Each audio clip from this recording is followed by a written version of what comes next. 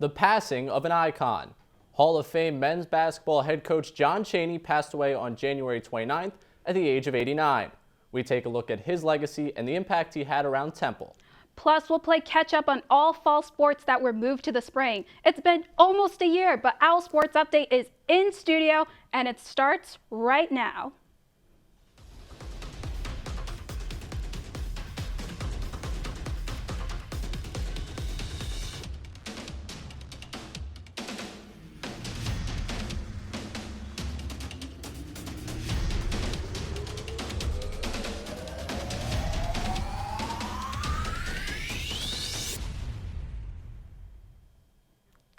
Hello everyone and welcome inside the studio for the first live edition of OwlSports Update in nearly 11 months. I'm Dunne, she's Courtney Murphy, and we're ready to kick off a loaded slate of sports for this spring semester. We'll get to all of the fall sports now playing in the spring, but first we look back on the legacy of Hall of Fame basketball coach John Chaney. A role model, a kind soul. To his players, he was a mentor and a father figure. To the basketball world, he was dominant. Chaney took a then commuter school in the middle of North Philadelphia and placed it firmly in the national conversation, year in and year out. Known for his fiery personality and authenticity, Chaney embodied what Philadelphians loved most about themselves. On the floor, his team's matchup zone left opponents confused and helpless. Off the floor, he preached education as opportunity and took chances on players no other schools would. A black man born poor in the Jim Crow South, Chaney sought to fight injustice everywhere, leaving a legacy that transcends the game of basketball. Current head coach Aaron McKee played for John Chaney and is a part of Chaney's on- and off-court legacy. McKee, as well as former Temple coach Fran Dunphy, paid tribute to Chaney and his historic career at Temple University last week.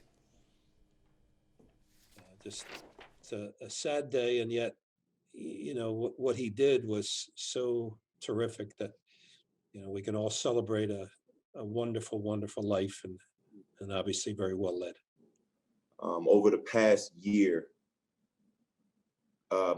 he was at peace with everything. He was in good spirits. He was at peace with everything.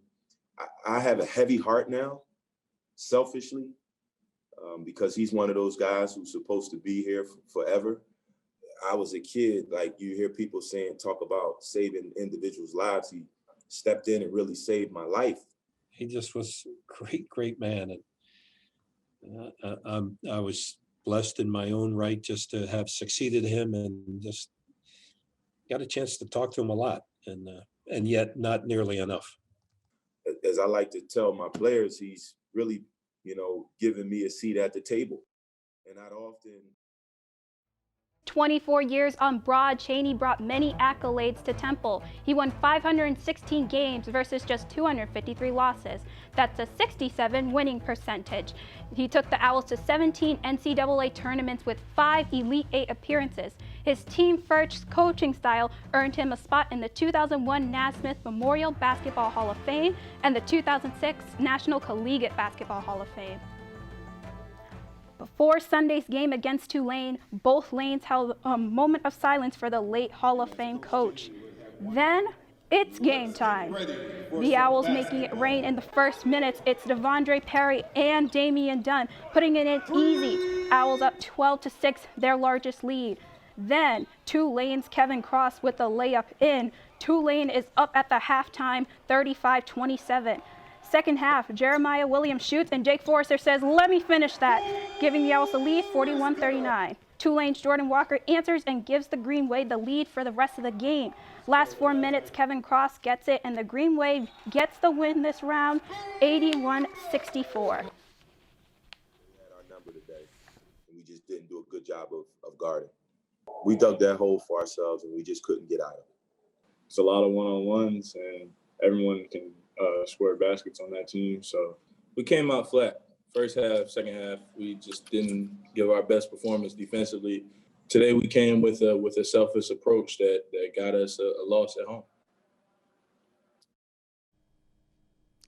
Temple's coaching staff is a who's who of former players, from the head man to the grad assistants. From 2006 to 2010, guard Ryan Brooks was a force for Fran Dunphy's squad, winning 3 straight Atlantic 10 titles and routinely found itself in the national rankings. Now Brooks is back on the sideline for Temple with Aaron McKee, satisfying his competitive itch in a different way than ever before. An owl has returned to the nest. After a decade of playing overseas in Europe, former men's basketball standout Ryan Brooks is now a graduate manager, rejoining the Owls prior to the 2020-2021 season. Going back to school was actually something that got a little excited about. And really Dunphy and principal at Lower Mary and Sean Hughes, who was my athletic director, really kind of pushed me in that direction and encouraged me to go that path. His return to Temple is in pursuit of a degree in special education, something heavily influenced by his mother, who is a professor in music therapy at the school. The bond between the Brooks family and this university is something he holds close to his heart. It means everything. I think when you're in the moment, you don't really realize, the impact or what's going to be set up for you in the future. Brooks is looking forward to taking his lessons at Temple and overseas and imparting them to the younger generation. One thing he hopes to teach the guys is what to expect when they get out of school, whether it be a pro career or a post-basketball career. I'm very happy to be in a position where I can answer those questions and be straightforward with them, not sugarcoat anything. They'll tell them directly what they can expect. He can be that guy, that mentor, that coach on the side, that he can be, giving every piece of information he has in his mind to them. Brooks told me that he's really interested in getting back to his high school alma mater, Lower Merion, once he gets his certification in education. That, and he still has Temple fans constantly asking him about the time he locked up NBA MVP James Harden in the NCAA tournament. It's time for our first break, but coming up, we'll see how the women's basketball has been handling its 4-grade road trip. Being back in 90 seconds. Bye-bye. Hi. Hoping for a crisp breeze to help keep you alert. Oh, he took a sip of water too. That'll probably help. You were probably gonna turn down the radio too, so you could focus, right? Probably okay isn't okay. Right? If you see a warning sign, stop and call a cab, a car, or a friend. I think the water line is what really drove it home. I blew on him.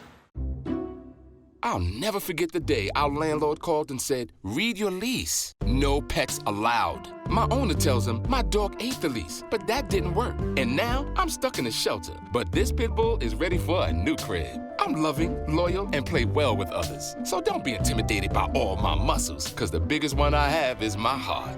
That's right, I said it.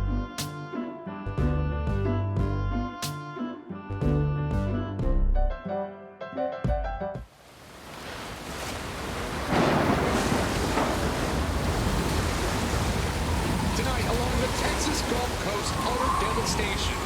Harvey barreled ashore overnight, packing 130-mile-an-hour winds, blinding sheets of rain, and a treacherous storm surge.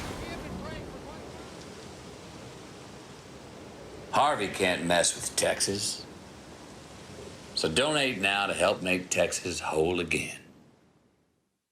The women's team has been on the road trip that doesn't seem to end. The Owls are heading to Wichita State Saturday for the last of a 4-game swing. Temple hasn't been home since January 23rd. A win in this game at the Shockers can get the Owls to 500 for this trip. It was National Girls and Women's Day in sports, and the Owls came in hot at Cinci on Wednesday. First quarter, Jasha Clinton with the layup, giving a 10-point lead.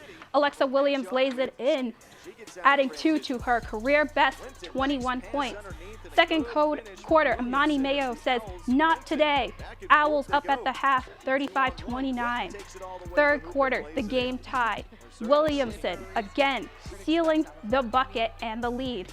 Final quarter, it's Mia Davis, and she hits the jumper and moves into 5th place for the program in points in program history.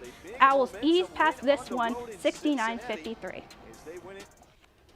An easy road win was just what the Owls needed. They're now 6-7 this season and 1-2 on this 4-game road trip. Junior Alexa Williamson was the top scorer, having her career best 21 points. Freshman Jasha Clinton was 18 points and career high 8 rebounds. Senior Mia Davis had 17 points and 8 rebounds, placing her 5th all-time in both categories. When Temple wins, you will usually see one of two players near the top of the scoring list. First, number 25 star forward Mia Davis.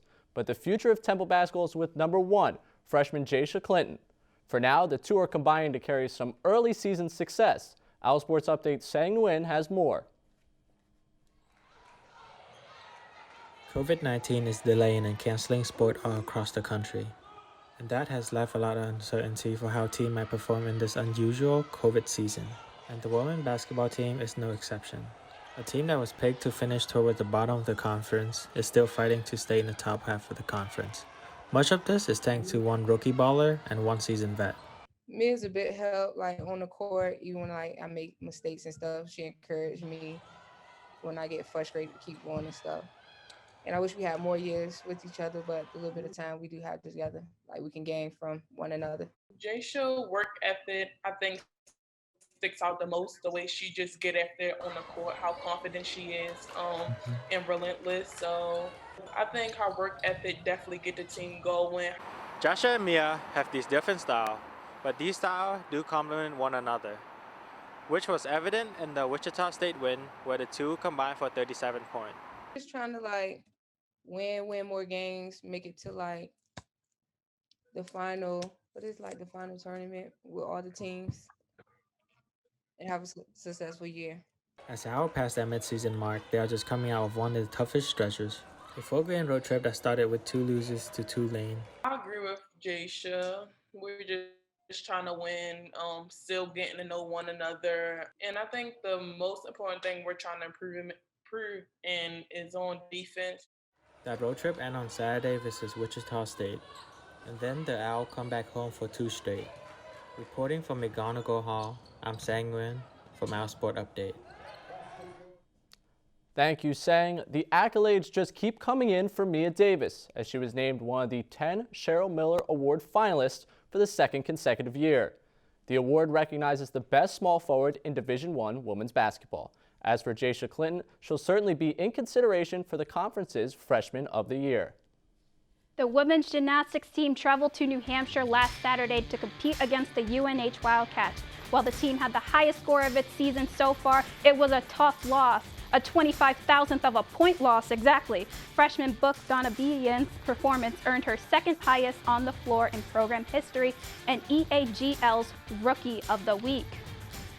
Now on to women's track and field, where its season opened in Houston for the H-Town Speed City Series. Alana Liley and Leah Kerberayu crossed 1st and 2nd place in the 800 meter.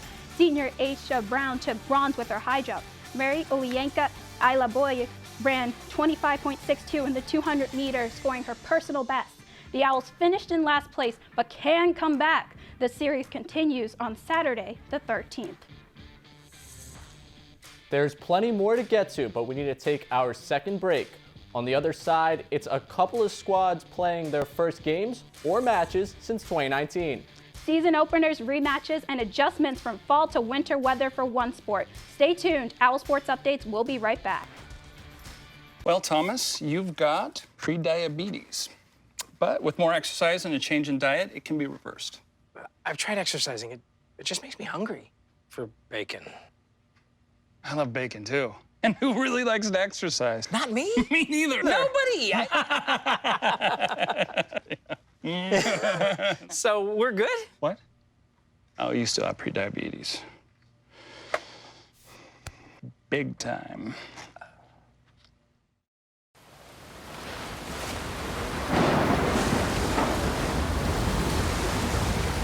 Tonight, along the Texas Gulf Coast outer devastation.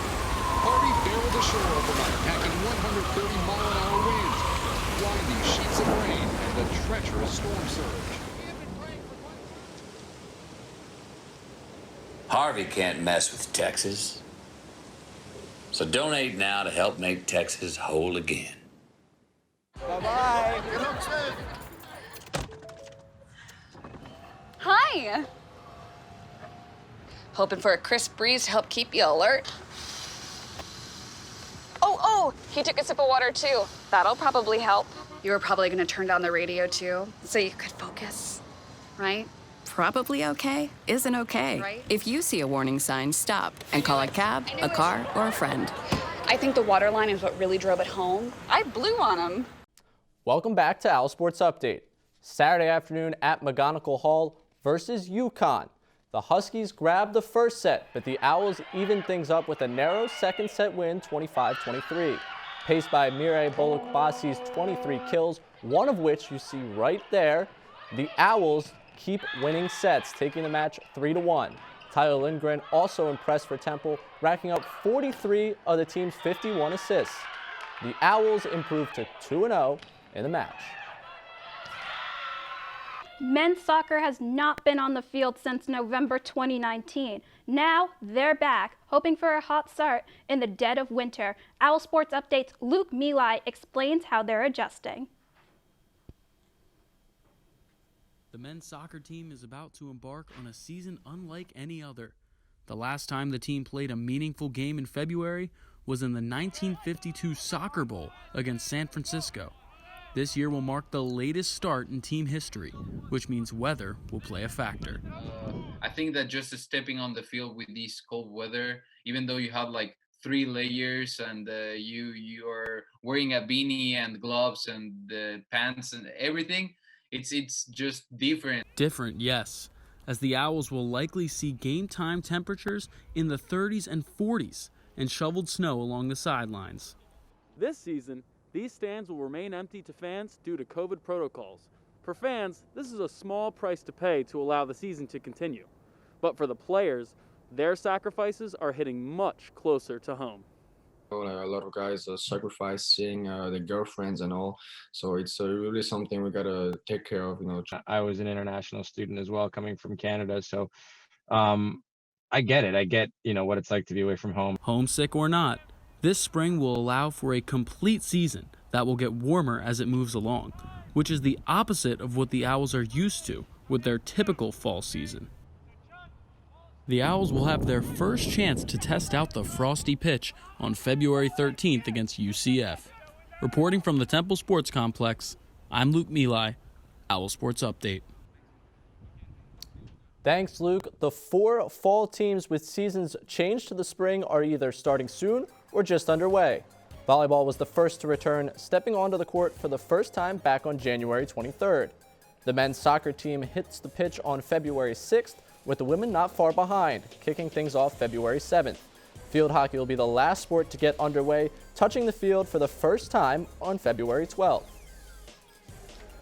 As for a true spring sport, lacrosse released its schedule for the upcoming season.